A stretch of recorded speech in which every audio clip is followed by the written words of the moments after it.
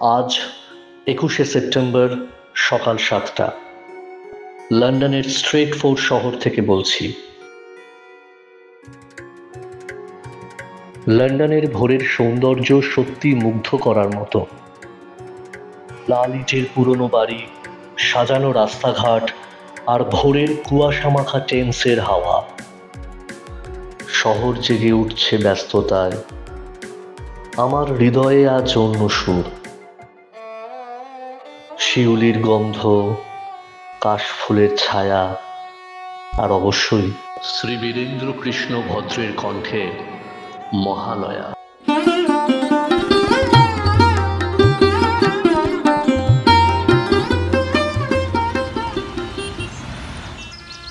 আমার ছোটবেলা কেটেছে কলকাতায়। ছোটবেলায় মহালয়া মানে ছিল একটা আলাদা সকাল। ভোর ৪টে নীরবতা ভেঙে রেডিওতে বেজে উঠত মহিষাসুর মর্দিনী।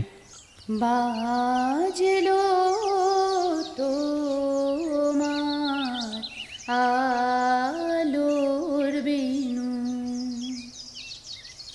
মাতলো রে ভুবন। রেডিও তখন শুধুমাত্র একটা যন্ত্র ছিল না, এটি ছিল ভালোবাসা ভাগ করে নেওয়ার এক সেতু। কি অপূর্ব সেই দৃশ্য!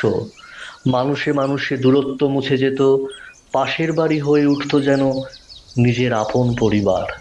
আজ প্রভাতে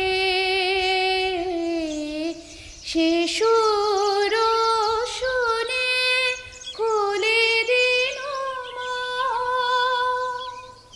বাজলো বাজলো।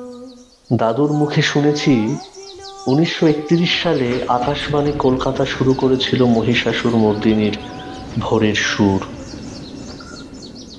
প্রথমে মহাষষ্ঠীতে হলেও পরের বছরই তা বদলে মহালয়ার ব্রহ্ম মুহূর্তে হয়, কারণ এই দিনেই শেষ হয় পিতৃপক্ষ আর শুরু হয় দেবীপক্ষে।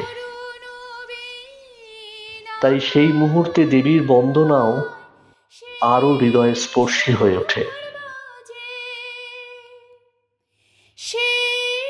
আনন্দ যোগে সবার মধুর। আরেকটা কথা বলি, বীরেন্দ্র কৃষ্ণ ভদ্র কিন্তু একটি নাম নয়, তিনি এক ইতিহাস।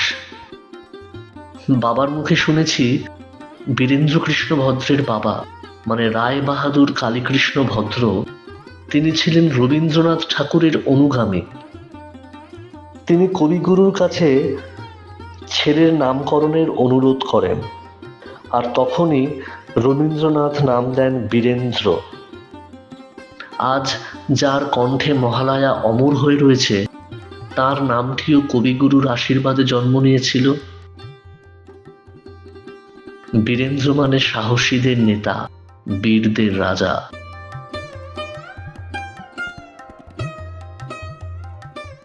আজ আমি লন্ডনে থাকি চাকরি সূত্রে, কিন্তু আজও মহালয়া শুনলে আমি যেন হারিয়ে যাই আমার ছেলেবেলার আবেগে।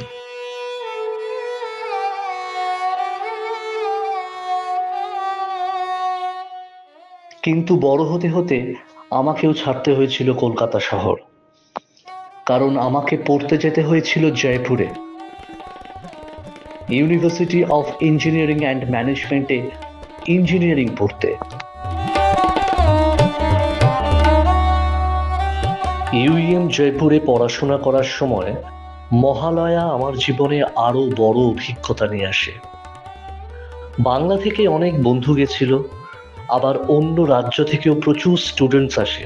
এছাড়াও জয়পুরের লোকাল স্টুডেন্টস মানে প্রচুর অবাঙালি বন্ধু বান্ধবও আমার হয়ে গেছিল। কিন্তু মহিষাসুর মর্দিনীর দিন ভোরবেলা সবাই মিলে হোস্টেলের ঘরে বসতাম আর চালিয়ে দিতাম মহিষাসুর মর্দিনী।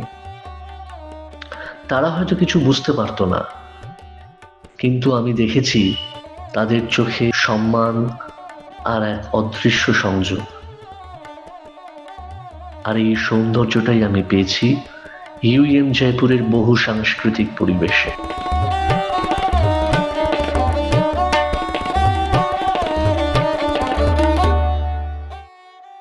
মহালয়া শুধু এক ভোরের অনুষ্ঠান নয়, এ এক বাঙালির চিরন্তন পরিচয়, যেখানে সুরের আবাহনে মুছে যায় দূরত্ব, তর্পণের জলে জেগে ওঠে পূর্বপুরুষের স্মৃতি, আর রেডিওর ঢেউয়ে ভেসে আসে এক অদৃশ্য বন্ধন।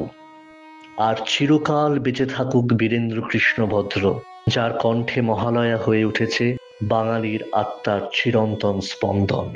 ভরা